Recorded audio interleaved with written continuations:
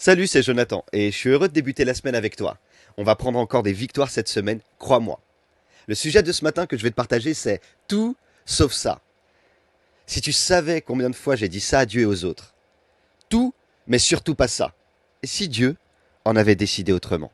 La Bible dit dans le psaume chapitre 119 verset 45, je marcherai au large, car je cherche tes directives. Écoute, tu dois savoir aujourd'hui comme moi que les chemins les plus simples ou les plus faciles sont pas toujours ceux qui t'amènent dans la bonne direction. Allez, je vais te faire encore une confidence. Moi, j'ai tendance à choisir toujours les chemins les plus simples parce que je suis pas patient du tout. Alors Dieu s'occupe de les fermer pour moi. Du coup, ça me fait passer par des chemins un peu plus compliqués. Mais je sais que Dieu est au contrôle. Il y a plein de choses que t'as pas envie de vivre. Et je comprends. Mais tu les vis quand même. Et je sais ce que tu ressens. Pour être honnête, moi-même j'ai l'impression de toujours être amené sur des chemins que j'ai pas envie de prendre. C'est comme si Dieu faisait exprès.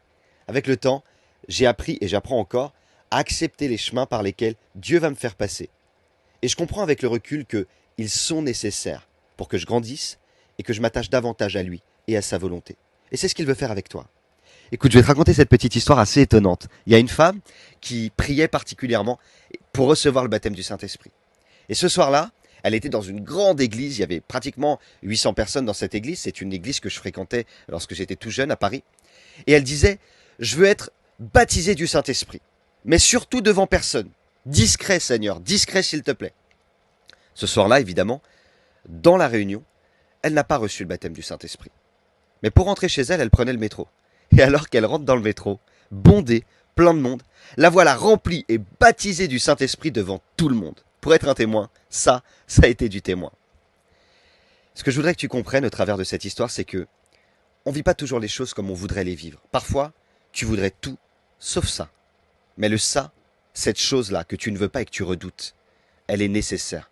Alors Dieu t'y amène pour ton bien. Quelques petits conseils pour ce matin. Que le chemin soit étroit ou parfois plus large, le plus important, c'est que Dieu marche devant toi.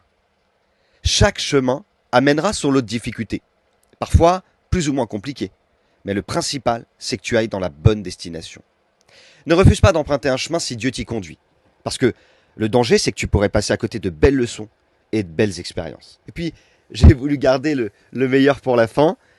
Ne te compare pas et ne compare pas ton chemin avec celui d'un autre. Le chemin sur lequel tu marches aujourd'hui, bien c'est celui que Dieu a dessiné, préparé, choisi pour toi. Accepte-le.